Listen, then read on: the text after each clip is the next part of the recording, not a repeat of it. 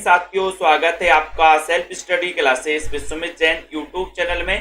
तो सभी साथी आ जाएं और एक बार जल्दी से वीडियो को लाइक कर दें। जिन भी साथियों ने दोस्तों अभी तक ये सेल्फ स्टडी क्लासेस का ऐप डाउनलोड नहीं किया, प्ले स्टोर में जाइए, सर्च करिए सेल्फ स्टडी क्लासेस। ये सेल्फ स्टडी क्लासेस का ऐप सभी साथी डाउनलोड कर लेना, ठीक है। और जिनको एडमिशन लेना, हिंदी साहित्य पढ़ना है, टीजीटी पीजीटी कैट मास्टर कैडर वाले, केबीएस वाले जो भी हमारे साथी हैं, है ना, डीएसएसबी वाले या एमपी टेट वाले सभी साथी, है ना, अभी दोस्तों इस वाले कोर्स में मात्र 1500 रुपए में 12 महीने का बहुत ही अच्छा मौका है।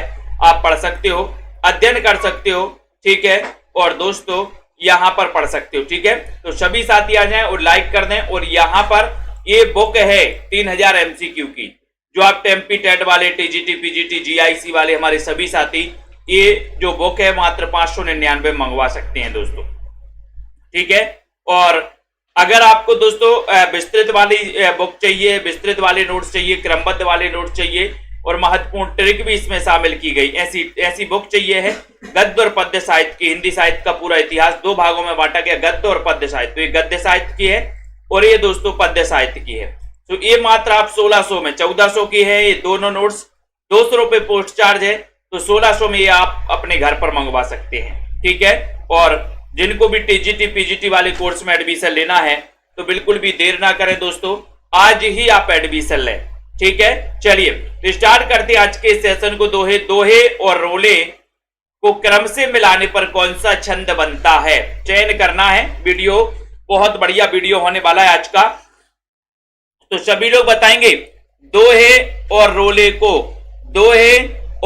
को क्रम से मिलाने पर कौन सा छंद बनता है। 100 नंबर का क्वेश्चन है। सभी साथी एक बार जल्दी से लाइक कर देंगे। राइट आंसर है कि सर दोहे और रोले को क्रम से मिलाने पर बनता है कौन सा, कुंडलियां, ठीक है, वेरी गुड। कमल का पर्यायवाची कौन सा नहीं है, कमल का पर्यायवाची कई बार पूछा जाता है, कौन सा नहीं है ये आपको बताना है। बताइए राजीव मौर्य जी, कमल का पर्यायवाची कौन सा नहीं, बहुत ही शानदार क्वेश्चन है। तो राजीव, पंकज, जलद या फिर अंबोज, कौन सा नहीं है। 101 नंबर का शानदार क्वेश्चन है, कमल का पर्यायवाची कौन सा नहीं है ये पूछा गया है। तब आपका राइट आंसर जा रहा है कि सर राजीव तो है, पंकज भी है, अंबुज भी है, लेकिन कौन सा नहीं है, जलद नहीं है। यानी कि आपका उत्तर सी नंबर बिल्कुल सही है, जलद नहीं है, वेरी गुड। तोड़ती पत्थर कैसी कविता है, व्यंग्यपरक है, उपदेशात्मक है, यथार्थवादी है, आदर्शवादी है, निराला जी की रचना मानी जाती है दोस्तों। तोड़ती पत्थर कैसे तोड़ती, बोले निराले निराले तरीके से तोड़ती है पत्थर, निराले तरीके से तोड़ती है पत्थर। तो तोड़ती पत्थर कैसी कविता है, राइट आंसर जा रहा कि सर यथार्थवादी कविता है। राइट आंसर सी नंबर आपका सही है, ठीक है। कैसी है, यथार्थवादी। सी जिन्होंने भी लगाया उनका आंसर बिल्कुल सही है, वेरी गुड। तार सप्तक का कवि नहीं है, कौन सा नहीं, 103 में नेमीचंद्र जैन, मुक्तिबोध भारत भूषण अग्रवाल या फिर केदारनाथ। तार सप्तक का कवि कौन सा नहीं, 103 नंबर के क्वेश्चन में सभी साथी बताएंगे। शानदार क्वेश्चन है। माही जी, मनीषा जी, सुमन जी, चयन करिए। तो सभी लोगों को पता है कि सर तार सप्तक यानी कि नेमी मुक्त भारत की प्रभागिरी राम की आज्ञा से राइट आंसर क्या हो जाएगा। सभी का आंसर आ रहा है 103 में केदारनाथ अग्रवाल, ये तार सप्तक के कवि नहीं है। डी नंबर आपका बिल्कुल सही है, बहुत बढ़िया, शानदार आंसर। हिंदी गद्य का जन्मदाता किसको माना जाता है, हिंदी गद्य का जन्मदाता किसे माना जाता है, हिंदी गद्य का 4 नंबर। और मैंने आपको बताया है कि अगर आपको हिंदी गद्य और पद्य साहित्य के नोट्स मंगवाना है तो ये नोट्स से दोस्तों, है ना, मात्र 1600 रुपए में अपने घर पर मंगवा सकते हो, पोस्ट चार्ज सहित हैं ये, है ना। तो हिंदी गद्य का जन्मदाता 4 नंबर का क्वेश्चन, 104 नंबर के क्वेश्चन में सभी का आंसर जा रहा है कि सर भारतेंदु जी को हिंदी गद्य का जन्मदाता यानी कि आपका सी नंबर बिल्कुल सही है, जन्मदाता माना जाता है। प्रभु जी तुम चंदन हम पानी, जाकी अंग अंग बास समानी, ये जो पंक्ति है, पंक्ति किसकी है, प्रभु जी तुम चंदन हम पानी। बताइए प्रतिभा जी, निशा जी, स्टेटस जी, सभी लोग बताइए, लाइक कर दो। प्रभु जी तुम चंदन हम पानी 105 नंबर का शानदार क्वेश्चन है और सभी का आंसर जा रहा कि सर ये पंक्ति तो रैदास की है। रैदास का जन्म कब हुआ था? रैदास का जन्म कब हुआ था? आपको पता है कि मीराबाई के गुरु का नाम माने जाते हैं रैदास, ठीक है। रैदास का जन्म कब हुआ था? और आपको पता है यहां पर पूछा है ऑर्गेनाइजेशन, तो ऑर्गेनाइजेशन का अर्थ क्या होता है? ऑर्गेनाइजेशन का अर्थ बता दो 106 में। सभी का आंसर होगा कि सर ऑर्गेनाइजेशन मतलब होता है संगठन, यानी कि आपका बी नंबर सही है। किन्हें साहित्य अकादमी पुरस्कार मिला है? बताओ, निम्न में से बताओ किन्हें मिला है साहित्य अकादमी पुरस्कार? शानदार क्वेश्चन है, साहित्य अकादमी पुरस्कार किन्हें मिला है? एक अच्छा सा क्वेश्चन आपसे पूछा गया, बढ़िया सा क्वेश्चन पूछा गया है जो आप सभी साथी बता देंगे। साहित्य अकादमी पुरस्कार किससे मिला है? 107 नंबर का बहुत ही सुपर प्रश्न पूछा गया है, अच्छा क्वेश्चन पूछा गया है। साहित्य अकादमी पुरस्कार किन्हें मिला है? किन्हें मिला है? चलिए चयन करिए। और जिन भी साथियों ने तिरकी गुरु सुमित जैन वाले यूट्यूब चैनल को सब्सक्राइब नहीं किया है वो सभी साथी यूट्यूब में सर्च कर लेना तिरकी गुरु सुमित जैन, सब्सक्राइब कर लेना उस चैनल को, ठीक है। किन्हें हिंदी साहित्य का पुरस्कार मिला है? मिला है कहा है यहां पर? तो सभी का पता है कि सर साहित्य अकादमी पुरस्कार मिला है किसे? 107 नंबर का शानदार क्वेश्चन है, नामवार सिंह को मिला है। बी नंबर आपका बिल्कुल सही है। कौन छायावादी कवि हैं 108 में? भारत भूषण अग्रवाल, तुलसीदास, पंत या फिर नागार्जुन? छायावादी कवि कौन है? 108 नंबर का क्वेश्चन है, छायावादी कवि कौन है? छायावादी कवि बताना है कौन है। योगिता जी, संगीता जी, सभी लोग बताइए छायावादी कवि कौन है। बहुत ही शानदार क्वेश्चन, और सभी को पता है कि सर सुमित्रा नंदन पंत हैं, छायावाद के आधार स्तंभ हैं। नंद दुलारे वाजपेयी ने इन्हें छायावाद का प्रवर्तक माना है। इनकी पल्लव रचना है जिसे छायावाद का मैनिफेस्टो कहा जाता है। पल्लव का रचना काल 1928 है, ठीक है। ये भी पता है आपको। पंत को प्रकृति का सुकुमार कवि भी कहा जाता है, ये भी सभी लोगों को पता है सुमित्रा नंदन पंत के बारे में। ये प्रगतिवाद के प्रवर्तक भी कहे जाते हैं सुमित्रा नंदन पंत। इनकी प्रगतिवादी रचनाओं की बात करें तो युगबाणी इनकी प्रगतिवादी रचना है ना, जिसका रचना काल 1939 है। और इनकी रचना दोस्तों ग्राम्या दोस्तों इनकी 1940 की रचना है। ये भी दोस्तों क्या है? प्रगतिवादी इनकी रचना है। किसकी? सुमित्रा नंदन पंत की, ठीक है। अगला क्वेश्चन आता है कि छा त्रा या किस प्रकार के व्यंजन? 109 नंबर का क्वेश्चन है। संयुक्त हैं, अंतस्थ हैं, उसमें या फिर इनमें से कोई नहीं? बताओ राकेश जी, चयन करो। छा त्रा और या किस प्रकार के व्यंजन हैं? सभी लोग चयन करिए। एसपी चतुर्वेदी जी 109 नंबर के क्वेश्चन में, शानदार क्वेश्चन, वीडियो को लाइक कर दो। छा त्रा और या, छा त्रा और या ये किस प्रकार के व्यंजन हैं? 109 नंबर का क्वेश्चन है, शानदार, बताइए जल्दी से। छात्रा और क्या? सभी का आंसर है कि सर ये संयुक्त व्यंजन के अंतर्गत आते हैं। छा त्रा या और स्रा, है ना, वेरी गुड। कौन सा युग में विशेषण नहीं है? कौन सा युग में विशेषण नहीं? छोटा बड़ा, हरा पीला, 2 3, राम लक्ष्मण, कौन सा विशेषण नहीं है? अंकित जी बताइए, सोनू जी कौन सा युग में विशेषण नहीं है? विनीता, राम प्रताप गुर्जर जी, चयन करना है। और दोस्तों सेल्फ स्टडी क्लासेस का ऐप डाउनलोड कर लेना है।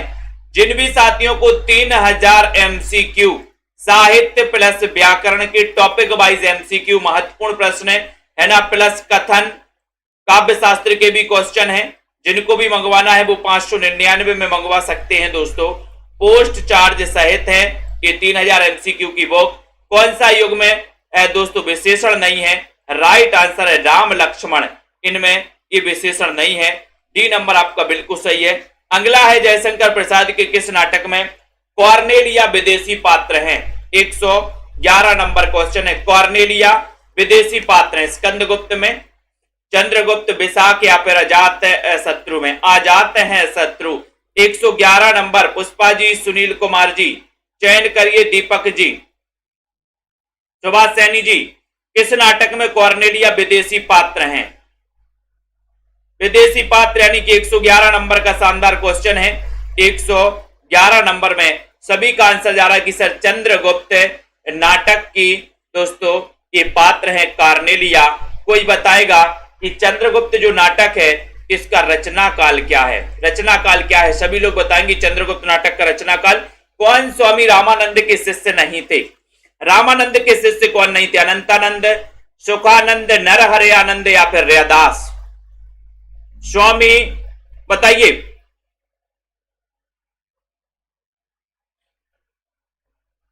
कौन स्वामी रामानंद के शिष्य नहीं थे? सभी लोग चयन करो जल्दी से। बहुत ही शानदार क्वेश्चन है।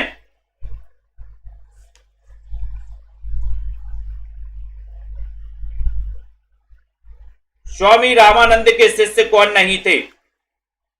कौन नहीं थे? वीडियो को लाइक करिए जल्दी से। और 112 नंबर के क्वेश्चन में सभी का आंसर जा रहा है कि सर नरहरयानंद ये नहीं थे, है ना। सी नंबर आपका सही है, नरहरयानंद। ठीक है, जैसा करोगे वैसा भरोगे, जैसा करोगे वैसा भरोगे। निजवाचक, इसमें सर्वनाम बताना है। सर्वनाम बताइए। निजवाचक, संबंधवाचक, निश्चयवाचक या फिर पुरुषवाचक। 113 नंबर का क्वेश्चन है।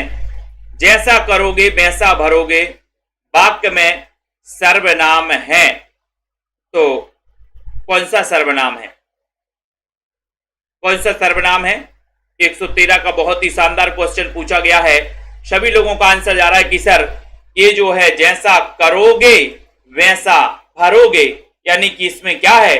संबंध है, यानी कि संबंधवाचक सर्वनाम। सी नंबर आपका सही है। नामवार से ने अधिकांश क्या लिखा है? कविता, कहानी, संस्मरण या फिर आलोचना? नामवार से ने अधिकांश क्या लिखा है? वंदना जी, पुष्पा जी, रोहिणी जी, सभी लोग बताइए जल्दी से। प्रियंका जी, गायत्री देवी जी, नामवार से ने कविता लिखी, कहानी, संस्मरण या फिर आलोचना लिखी है। 114 का शानदार क्वेश्चन पूछा गया है। नामवार से इन्होंने अधिकांश क्या लिखी है? संस्मरण? बोले नहीं सर, इन्होंने सबसे ज्यादा लिखी है आलोचना। ये अपन को याद करना है दोस्तों, ठीक है। फिर अपन जाते हैं अगले क्वेश्चन की ओर। अगला क्वेश्चन आ रहा है आपका, इसको छोड़ दो। आषाढ़ का एक दिन, आषाढ़ का एक दिन इस नाटक के रचनाकार कौन है? आषाढ़ का एक दिन बताना है। प्रसाद का है, मोहन राकेश, लक्ष्मी नारायण लाल या फिर इनमें से कोई नहीं? आपको पता है कि आषाढ़ का एक दिन कालिदास के जीवन पर आधारित है दोस्तों। कालिदास के जीवन पर आधारित है। कौन सा? आषाढ़ का एक दिन। ठीक है, अब इस नाटक के रचनाकार कौन है ये आपको चयन करना है। सभी लोग बताएंगे आषाढ़ का एक दिन नाटक के रचनाकार कौन है? मोहन राकेश है। बी नंबर आपका बिल्कुल सही आंसर है। ठीक है, हिंदी भाषा के मानकीकरण का सचेष्ट प्रयास किस पत्रिका में दोस्तों किया गया? हिंदी भाषा के मानकीकरण का सचेष्ट प्रयास किस पत्रिका में किया गया? शानदार क्वेश्चन अनीता जी। और सेल्फ स्टडी क्लासेस का प्रदीप माहेश्वरी जी, सेल्फ स्टडी क्लासेस का ऐप सभी साथी डाउनलोड कर लेंगे। वीडियो को लाइक शेयर कर देंगे। हिंदी भाषा के मानकीकरण का सचेष्ट प्रयास किस पत्रिका में किया गया? सरस्वती में, आनंद कादंबनी, सुदर्शन या फिर हिंदी प्रदीप में? 117 में शानदार क्वेश्चन। और 17 का उत्तर जा रहा है कि सर ये किया गया सरस्वती। सरस्वती 1900 ईस्वी में प्रकाशित हुई पत्रिका है। इस पत्रिका के दोस्तों प्रकाशन से ही द्विवेदी युग का क्या माना जाता है? प्रारंभ माना जाता है। ठीक है, इसके संस्थापक कौन थे? चिंतामणि घोष थे, ये सभी को पता है। और इसके प्रथम जो थे, ये प्रथम थे कौन? आपको पता है श्याम सुंदर। श्याम सुंदर आपका बिल्कुल सही है। ठीक है, और प्रथम संपादक थे 1903 में बने थे कौन? महावीर प्रसाद द्विवेदी। ठीक है, तो हिंदी भाषा के मानकीकरण का सचेष्ट प्रयास किस पत्रिका में हुआ? सरस्वती पत्रिका में हुआ। इसको सभी साथी देख लेना। हिंदी भाषा का कौन सा रूप मानक हिंदी के रूप में स्वीकार किया जाता है? बताइए जल्दी से।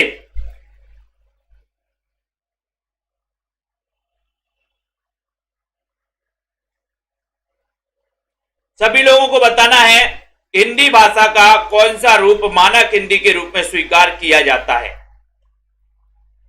चयन करो जल्दी से। 118 नंबर का क्वेश्चन है। 118 में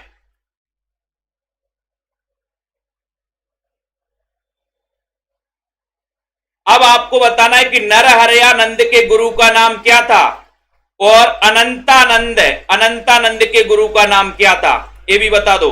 नरहरयानंद के गुरु का नाम क्या था, अनंतानंद के गुरु का नाम क्या था, ये परंपरा आपको देखना है। अनंतानंद, नरहरयानंद, है ना, फिर आए हैं तुलसीदास, यहां पर आए रामानंद के शिष्य थे अनंतानंद के शिष्य थे नरहरयानंद, और नरहरयानंद के शिष्य थे तुलसीदास और बिहारी, है ना। हिंदी भाषा का कौन सा रूप मानक हिंदी के रूप में स्वीकार, अलग अलग ने अलग अलग माना है ना। तो इस प्रकार से हिंदी भाषा का आपको बताना 118 नंबर का क्वेश्चन है, कौन सा रूप मानक हिंदी के रूप में स्वीकार किया गया, और सभी का आंसर है कि सर खड़ी बोली, सी नंबर आपका बिल्कुल सही है ना। उन्मीलन शब्द का विलोम क्या है, 119 नंबर का क्वेश्चन। उन्मीलन शब्द का विलोम बताना है। उन्मीलन का विलोम क्या हो जाएगा, चयन करो। बहुत ही शानदार क्वेश्चन है। अनुमीलन, निमीलन, अवमीलन या फिर मीलन,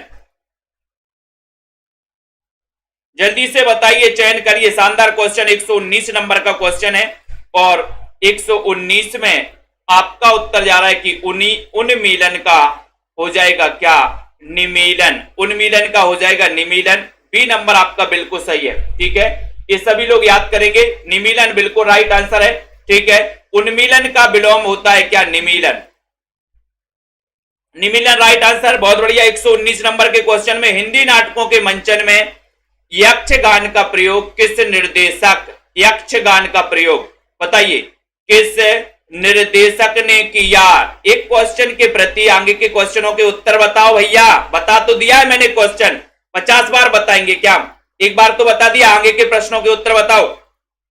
हिंदी नाटकों के मंचन में यक्षगान बताना है जल्दी से। यक्षगान का प्रयोग किस निर्देशक ने किया, गिरीश कर्नाड, इब्राहिम अलकाजी, सत्यदेव दुबे या फिर कारंत। 120 नंबर के क्वेश्चन में चयन करिए। शानदार क्वेश्चन है। हिंदी नाटकों के मंचन में यक्षगान का प्रयोग किसने किया है, 120 नंबर का शानदार क्वेश्चन। सभी लोग बता रहे कि सर वो किया है किसने, गिरीश कर्नाड ने। गिरीश कर्नाड, ये नंबर आपका सही है, गिरीश कर्नाड, वेरी गुड। प्रपद्यवाद किसका पर्याय है, 121 में प्रपद्यवाद किसका पर्याय है, नई कविता का, नकेनवाद, कविता या फिर प्रयोगवाद का। प्रपद्यवाद किसका पर्याय है, किसका पर्याय है, कोमल जी, कार्तिक जी, नई कविता का है, नकेनवाद, कविता या फिर प्रयोगवाद का।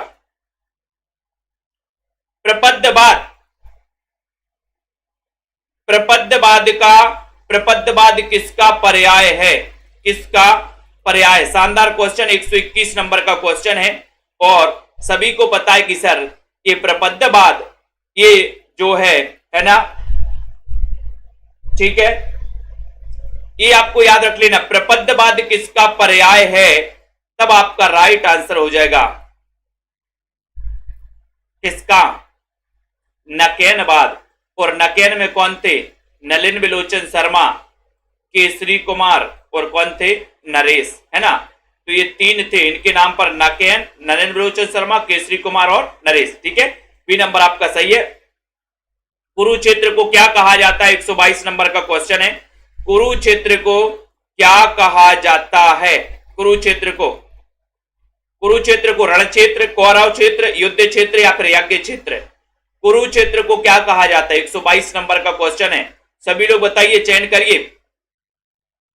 कुरुक्षेत्र को क्या कहा जाता है, और एक कुरुक्षेत्र रचना है किसकी, किसकी है, दिनकर की रचना है। 1908 में इनका जन्म हुआ था, दिनकर जी का, ठीक है। कुरुक्षेत्र को क्या कहा जाता है, सभी को पता है। 122 नंबर का क्वेश्चन है कि सर इसे रण क्षेत्र कहा जाता है, रण क्षेत्र, ठीक है। अगला क्वेश्चन है, प्रसाद का संबंध किस काव्य प्रवृत्ति से है, प्रसाद का संबंध किस काव्य प्रवृत्ति से है, ये बताना है। छायावादी, प्रयोगवादी, प्रगतिवादी या इनमें से कोई नहीं। जयशंकर प्रसाद का संबंध किस काव्य प्रवृत्ति से है, सभी का आंसर चला गया कि सर प्रसाद जी का बात कर रहे हो, तब आपका उत्तर है छायावादी, है ना। इसका जो उदय होता है छायावाद का, है ना, 1918 से लेकर के 1936, है ना, 1920 भी माना जाता है। ये भी अपन को याद कर लेना है। ठीक है, किस पत्रिका से होता है? शारदा पत्रिका, शारदा पत्रिका, है ना, याद रख लेना। नीम हकीम खतरे जान, इसका अर्थ है नीम हकीम खतरे जान, 124 में।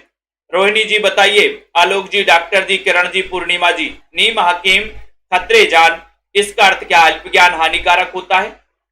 नीम के कड़वे का ज्ञान होना, नीम का प्रयोग हकीम द्वारा करना, या फिर उक्त में से कोई नहीं। नीम हकीम खतरे जान, नीम हकीम खतरे जान, जल्दी से चयन करिए।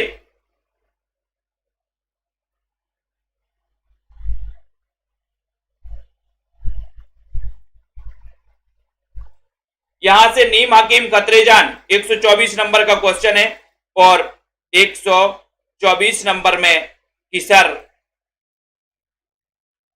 बताइए जल्दी से। अल्प ज्ञान हानिकारक होता है, ये नंबर आपका बिल्कुल सही है। ठीक है, वेरी गुड।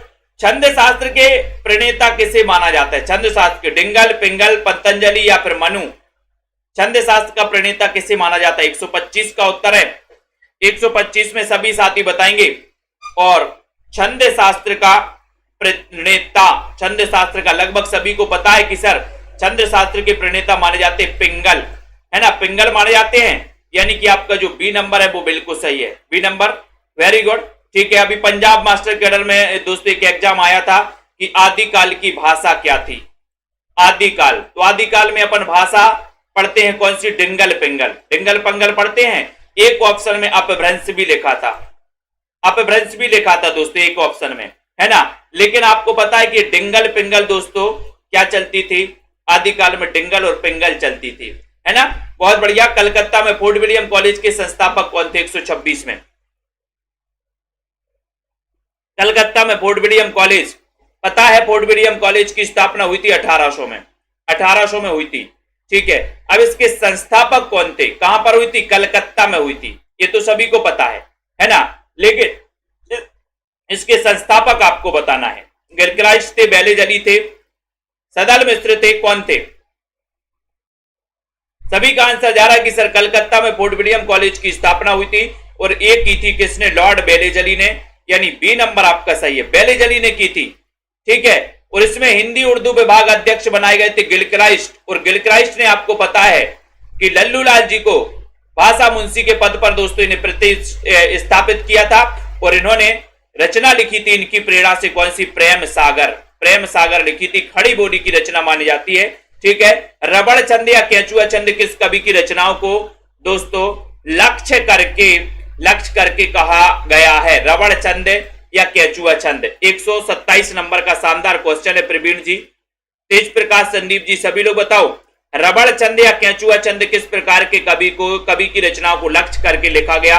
कन्हैया जी, पूजा जी, सभी लोग बताएंगे। निशा वर्मा जी, दिनकर, कुंवर बेचर,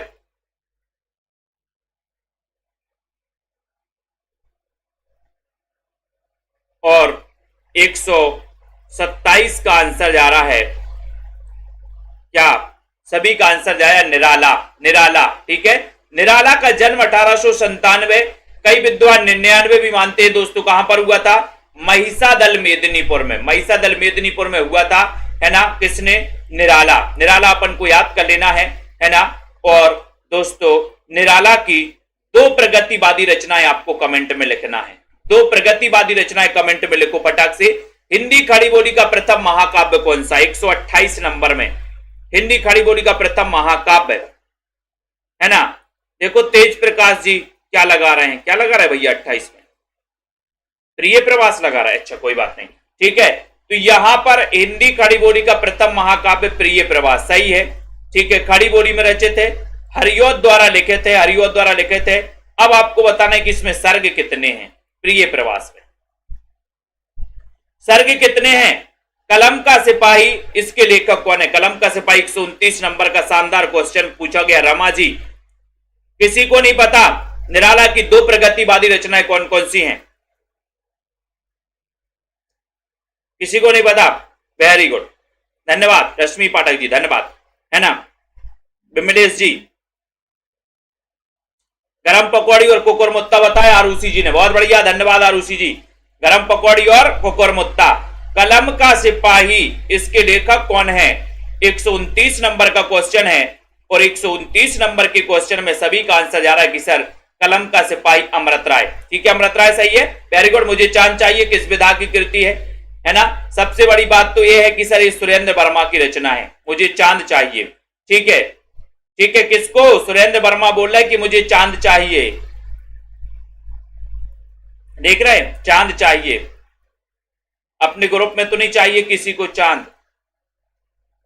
सुरेंद्र वर्मा बोले मुझे चांद चाहिए, काय के माध्यम से बोला इन्होंने? 30 बोले सर इन्होंने उपन्यास के माध्यम से बोला, उपन्यास। उपन्यास में इन्होंने कहा कि मुझे चांद चाहिए, उपन्यास, अपने उपन्यास में कहा कि मुझे चांद चाहिए। तो मुझे चांद चाहिए क्या है? उपन्यास है, उपन्यास। उपन्यास याद कर लेना। उत्कर्ष शब्द का विलोम क्या? 131 नंबर का। शानदार क्वेश्चन है, बहुत बढ़िया, वेरी गुड आनंद जी। ठीक है, यहां पर बताना 131 में। और साथियों सेल्फ स्टडी क्लासेस का ऐप जरूर डाउनलोड कर लें। जिन भी साथियों को नोट्स मंगवाना है गद्य पद्य साहित्य के विस्तृत वाले, है ना, या फिर दोस्तों 3000 MCQ की जो बुक है वो मंगवाना है तो आप लोग मंगवा सकते, संपर्क कर सकते हैं। ठीक है, उत्कर्ष और उत्कर्ष का विलोम होता है, कई बार पूछा गया ये उत्कर्ष, विलोम होता है अपकर्ष, अपकर्ष, है ना। सी नंबर, रचना के आधार पर वाक्य कितने प्रकार के होते? बहुत अच्छा क्वेश्चन 132 नंबर में। रचना के आधार पर वाक्य बताना है। दीप्ति जी, सुनीता जी बताइए, रचना के आधार पर और अर्थ के आधार पर, अर्थ के आधार पर, है ना। तो आपको पता है एक क्वेश्चन पूछा जाता है अर्थ के आधार पर और एक क्वेश्चन पूछा जाता है रचना के आधार पर। रचना में कितने वर्ण हैं? रचना में 3 वर्ण है, 1 2 और 3, 3 वर्ण है रचना में। तो रचना में 3 वर्ण है तो रचना के आधार पर 3 होते हैं। कौन कौन से? सरल, मिश्र और संयुक्त। और पूछा जाता है अर्थ के आधार पर वाक्य कितने प्रकार के होते हैं? तो आ से अर्थ और आ से 8, तो अर्थ के आधार पर होते 8 प्रकार के। और रचना में 3 वर्ण आते तो रचना के आधार पर 3 प्रकार के होते। ऐसे याद कर लेना, कई बार आते क्वेश्चन। अथ का विलोम क्या होगा? अथ का 133 नंबर का क्वेश्चन है रोली जी। अथ का विलोम पूर्ण होगा, समाप्त होगा, इति होगा या फिर खत्म होगा? अर्चना जी बताइए। पूर्णिमा, दीक्षा जी, कई चीजें ऐसी होती हैं दोस्तों जो ट्रिक से याद रखनी पड़ती हैं, है ना, क्योंकि लिखने को तो रचनाकारों ने बहुत कुछ लिखा है। रामचंद्र शुक्ल आदि दोस्तों आलोचकों ने जबरदस्ती आलोचना की है ना, किसी भी आलोचना, किसी भी कविता के बारे में। कई दोस्तों कथन ऐसे हैं, है ना, बहुत सारी रचनाएं लिखी हैं। अब लिखने को तो बहुत लिखा है लेकिन इनको याद करने के लिए टेक्निक चाहिए। अगर आपके पास टेक्निक नहीं है और आप ऐसे ही लगे हो पढ़ने, कुछ दिन तो वो रहेगा माइंड में, फिर भूल जाओगे। अगर टेक्निक और ट्रिक अपनाओगे तो लाइफ टाइम, लंबे टाइम तक याद रहेगा।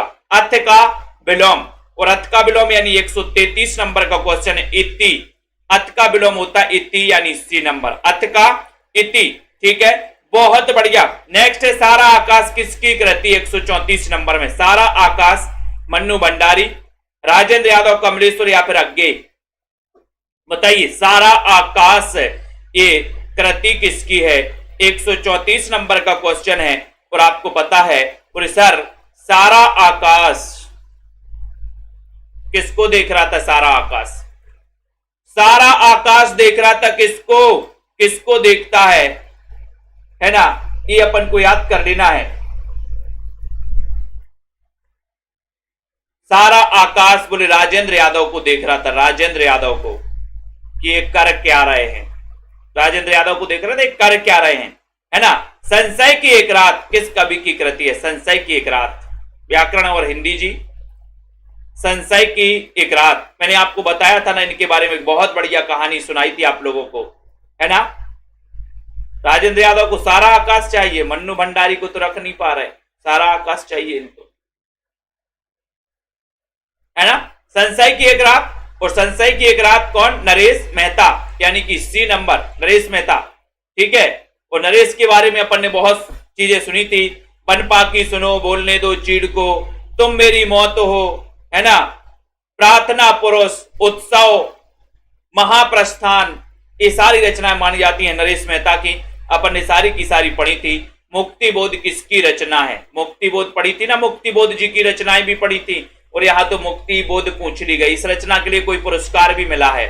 मुक्तिबोध 136 नंबर में बताइए, चयन करिए। मुक्तिबोध किसकी रचना है? जैनेन्द्र की है, लक्ष्मी नारायण मिश्र, मोहन राकेश या फिर किसकी? 136 में शानदार क्वेश्चन है तेज प्रकाश जी, बताइए। जो होता है अच्छे के लिए होता है ना। तो मुक्तिबोध के बारे में भी अपन ने पढ़ी थी। यहाँ कवि नहीं, यहाँ रचना है मुक्तिबोध। अब मुक्ति हो गई, बोले सर जैनेन्द्र की, है ना। तो आपका उत्तर है जैनेन्द्र कुमार। जैनेन्द्र कुमार यानी बी नंबर, मुक्तिबोध इनकी रचना है ना। जैनेन्द्र कुमार की। कई लोग तो मुक्तिबोध लगा देंगे कि मुक्तिबोध की है, कोई बात नहीं। कवित्र रत्नाकर की रचनाकार कौन है? कवित्र रत्नाकर। कवित्र रत्नाकर चयन करना दोस्तों। वीडियो को लाइक भी कर देना, ठीक है, और सभी साथी शेयर भी कर दिया करो। कवित्र रत्नाकर की रचनाकार कौन है? जगन्नाथ दास रत्नाकर, मतिराम सेनापति या फिर बोधा? 137 का शानदार क्वेश्चन पूछा गया और सभी का आंसर जा रहा है कि सर कवित्र रत्नाकर। रतन तो हमारी सेना है, रतन तो हमारी सेना, सेनापति, है ना। याद कर लेना, इनको रीति सिद्ध काव्य धारा में रख दिया जाता है दोस्तों, सेनापति जी को, ठीक है। बहुत बढ़िया। यह कौन सा अखबार पढ़ा जा रहा है? वाक्य है। यह कौन सा अखबार पढ़ा जा रहा है? कर्मवाच्य है, भाववाच्य है, कर्तृवाच्य? कौन सा वाच्य है बताइए, चयन करियो। और दोस्तों YouTube पे सर्च कर लेना सभी साथी, क्या टिर्की गुरु सुमित जैन, टिर्की गुरु सुमित जैन वाले चैनल को सब्सक्राइब कर लेना सभी साथी, है ना। यह कौन सा अखबार पढ़ा जा रहा है? 138 नंबर का क्वेश्चन है। सभी लोग बता रहे हैं कि सर यह कौन सा अखबार पढ़ा जा रहा है? ये हो जाएगा भाववाच्य होगा क्या? भाववाच्य कहां से हो जाएगा? बहुत सारे लोग तो भाववाच्य लगा रहे हैं। कौन सा सही होगा? कर्मवाच्य। कर्मवाच्य ये नंबर सही है, ये नंबर राइट आंसर कर्मवाच्य सही है मुकेश जी। राग दरबारी उपन्यास के लेखक कौन? 139 में राग दरबारी। राग दरबारी उपन्यास के रचनाकार कौन है? निर्मल वर्मा, नरेश मेहता, विवेकी राय, श्रीलाल शुक्ल। राग दरबारी 139 नंबर का क्वेश्चन है। 139 में सभी को बताना है, सभी का आंसर जा रहा है कि सर दरबार, और दरबार में मेरा कौन बैठा है? लाल। इसके लिए भी कोई पुरस्कार मिला है राग दरबारी के लिए? चयन करिए जल्दी से, फटाक से बताइए। और राग दरबारी श्रीलाल शुक्ल, डी नंबर आपका सही है। सचेतन कहानी का प्रवर्तक कौन है? सचेतन का बताइए। सचेत है, मैंने आपको कई बार याद करवाया, ट्रिक भी बताई इसकी। सचेतन, ज्योति जी, प्रदीप जी बताइए। सचेत है, सचेत रजनी जी बताइए, मुन्नी जी। तो यहां पर सचेतन कहानी और सचेतन कहानी के प्रवर्तक 140 नंबर का क्वेश्चन है। राइट है महीप, माही अगर रहते तो सचेत। सचेत यानी कि बी नंबर आपका बिल्कुल सही है। इनमें से कौन सी कृति अज्ञेय की है? अज्ञेय की संसद से सड़क तक, मछली घर, हरी घास पर क्षणभर, या फिर साय में धूप? कौन सी कृति अज्ञेय की है? अज्ञेय की बताना। उमेश यादव जी, आलोक जी बताइए, विभा जी, आस्था जी, दारसू, कौन सी कृति अज्ञेय की है? चयन करिए। 141 नंबर का शानदार क्वेश्चन है। और अज्ञेय की रचनाओं में आपको पता है कि सर ये संसद से सड़क तक तो धूमिल की है, मछली घर तो विजय देव नारायण शाही की रचना है। अब उसके बाद आती है हरी घास पर क्षण भर, ये रचना है किसकी? अज्ञेय की। ये रचना है अज्ञेय जी की, अज्ञेय जी की, ठीक है। अगला है कलम तोड़ना। इसका अर्थ क्या है? कलम तोड़ना। स्टेटस जी बताइए, सभी लोग बताइए। और जिन भी साथियों को नोट्स मंगवाना अभी मंगवा सकते हैं। आउट ऑफ स्टॉक के बाद आप लोग कहोगे कि सर भिजवा दो, तब भी हम नहीं भिजवा पाएंगे, ठीक है। तो जिनको मंगवाना है वो सभी साथी मंगवा सकते हैं दोस्तों, ठीक है। अभी उपलब्ध हैं और बाद में कहोगे कि सर अब भिजवा दो, तो समझ जाना कि फिर आपको मिलने वाली नहीं है, ठीक है। कलम तोड़ना, इसका अर्थ क्या है? क्योंकि 7-8 दिन तो आपके घर पहुंचने में लगते हैं नोट्स के लिए। कलम तोड़ना 142 नंबर का शानदार क्वेश्चन है। तो आपका उत्तर है भद्दी, बहुत मेहनत करना। क्या लिखोगे? बहुत सुंदर लिखना। कलम तोड़ना यानी कि आपका उत्तर है बहुत सुंदर लिखना, बी नंबर, बहुत सुंदर लिखना, कलम तोड़ना। ठीक है, गौरव का विलोम क्या हो जाएगा? गौरव 143 नंबर का। गौरव बताइए। स्नेहा जी, प्रियंका जी, अरे लाइक तो कर दो एक बार फटाक से। शालिनी जी, रोहिणी जी, उमेश जी, लाइक करिए। और आपको पता है कुट्टी चातन नाम से उपनाम था अज्ञे जी का, कुट्टी चातन। पिछली बार पीजीटी में पूछा था कुट्टी चातन किसका उपनाम था? अज्ञे जी का उपनाम था कुट्टी चातन। और गौरव का विलोम होता है क्या? लाघव। गौरव का लाघव। बहुत बढ़िया। नेक्स्ट, बालकृष्ण शर्मा नवीन कहते हैं काव्य में से कौन सा है? बालकृष्ण शर्मा नवीन। नवीन बताइए। नवीन। रमन जी बताइए। रीता यादव जी, संगीता जी, स्वतंत्र जी, ललिता जी, तैयारी को बहुत हाई स्पीड पर अब चालू कर दीजिए आप सभी साथी। ज्योति मौर्य जी, ठीक है। अंश जी, बालकृष्ण शर्मा नवीन कृत काव्य इनमें से कौन सा है? 144 नंबर का क्वेश्चन है और 44 में सभी का आंसर जा रहा है कि सर क्या जा रहा है? बालकृष्ण शर्मा नवीन। हम बिस्पाई जन्म के, है ना? तो आपका उत्तर है हम बिस्पाई जन्म के, बालकृष्ण शर्मा नवीन। ठीक है, वेरी गुड आंसर। आठवां सर्ग किस विधा की पुस्तक? 145 में आठवां सर्ग किस विधा की पुस्तक है? किस विधा की पुस्तक है आठवां सर्ग, है ना? आठवां सर्ग के रचनाकार कौन है? तो आपको बताइए कि सर आठवां सर्ग जो है कि सुरेंद्र वर्मा जी का क्या है? क्या है सुरेंद्र वर्मा जी का? उपन्यास, नाटक, आत्मकथा या काव्य संकलन? आठवां सर्ग। आठवां सर्ग सभी को पता है कि सर ये आठवां सर्ग सुरेंद्र वर्मा जी का नाटक है। नाटक है, बी नंबर, नाटक है। बहुत बढ़िया। ठीक है, अब यहां से आते हैं। ठीक है, अगला क्वेश्चन है मेला आंचल के लेखक कौन है? मेला आंचल। मेला आंचल के लेखक बताइए। बहुत ही शानदार क्वेश्चन है।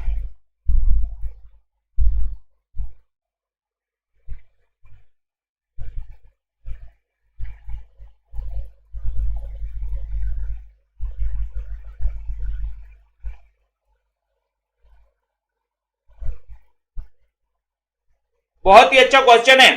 मेला आंचल के लेखक फणीश्वरनाथ रेणु, नागार्जुन, रामेश्वर शुक्लांचल या फिर मोहन राकेश हैं। 146 नंबर का क्वेश्चन है। राइट आंसर है फणीश्वरनाथ रेणु। ये नंबर आपका बिल्कुल सही है, ये नंबर। ठीक है, फणीश्वरनाथ रेणु। बहुत बढ़िया। श्रृंगार और वात्सल रस का सम्राट किस कवि को कहा जाता है? श्रृंगार और वात्सल रस का सम्राट किस कवि को कहा जाता है? तुलसीदास, सूरदास, नंददास, कृष्णदास।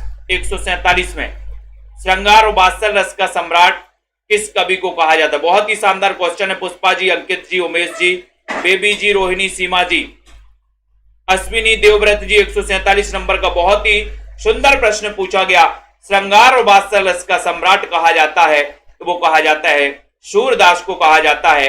यानी कि आपका जो बी नंबर है सूरदास सही है। महावीर प्रसाद द्विवेदी सरस्वती पत्रिका के संपादक कब बने थे? 1900 में, 1902 में, 1903 या फिर 1920 में? महावीर प्रसाद द्विवेदी सरस्वती पत्रिका के संपादक कब बने थे? 148 नंबर का क्वेश्चन है। जानवी जी, अतेंद्र जी बताइए, माया राम जी, मनीष जी। और महावीर प्रसाद द्विवेदी सरस्वती पत्रिका के संपादक कब बने थे? Right answer 1903। ठीक है, 3 सही है। बहुत बढ़िया। किस छंद में 6 चरण होते हैं? 6 चरण बताइए। 149 में 6 चरण किस छंद में होते? गायत्री देवी जी। कितने साथी हैं जिन्होंने सेल्फ स्टडी क्लासेस का ऐप डाउनलोड नहीं किया? सभी साथी प्ले स्टोर में जाइए, सर्च करिए सेल्फ स्टडी क्लासेस। बहुत सारा फ्री मटेरियल भी है दोस्तों, है ना? जिनको पेड कोर्स में एडमिशन लेना वो पेड कोर्स में भी एडमिशन ले सकते हैं, है ना? किस छंद में 6 चरण होते? 149 नंबर का क्वेश्चन है। सभी का आंसर क्या जा रहा है? 6 चरण। और सभी लोगों ने बताया कि सर छप्पय, और छप्पय में क्या हो जाता है? 6 चरण। और छप्पयों का राजा किसे कहा जाता है? चंद्रवरदाई को छप्पयों का राजा भी कहा जाता है। Very good. कुरु कुरु स्वाहा उपन्यास के लेखक कौन है? कुरु कुरु स्वाहा, उषा प्रियंवदा, धर्मवीर भारती, राही मासूम रजा, मनोहर श्याम जोशी। कुरु कुरु स्वाहा अर्जुन जी, आस्था जी, हिमांशु, उमेश, उमा जी, सरिता जी, सभी लोग बताएंगे कुरु कुरु स्वाहा। और आपको पता है कि कुरु कुरु स्वाहा कई लोग क्या में बोलते? जोश में बोलते। जोश में, जोश में बोलते हैं क्या? कुरु कुरु स्वाहा। जोश में बोलते तो मनोहर श्याम जोशी, यानी कि डी नंबर मनोहर श्याम जोशी। बोले सर जूस में बोलते हैं ना, कुरु कुरु स्वाहा जोश में। ठीक है, बहुत शानदार क्वेश्चन दोस्तों। ये सीरीज निरंतर चल रही है आप लोगों को। सेल्फ स्टडी क्लासेस का ये वाला साथी आप ऐप डाउनलोड कर सकते हो। ठीक है, अध्ययन कर सकते हो। 1500 में 12 महीने वाली इस कोर्स में एडमिशन ले सकते हो दोस्तों। ठीक है, और ये बुक जिनको भी मंगवाना है 3000 MCQ की ये बुक है। ठीक है, आप अपने घर पर मंगवा सकते हो। TGT PGT वाले साथी, MPTET GIC DSSB वाले साथी, ठीक है, और KBS NBS वाले जो भी साथी हैं दोस्तों, सभी इसके लिए बहुत ही बढ़िया अभ्यास के लिए है।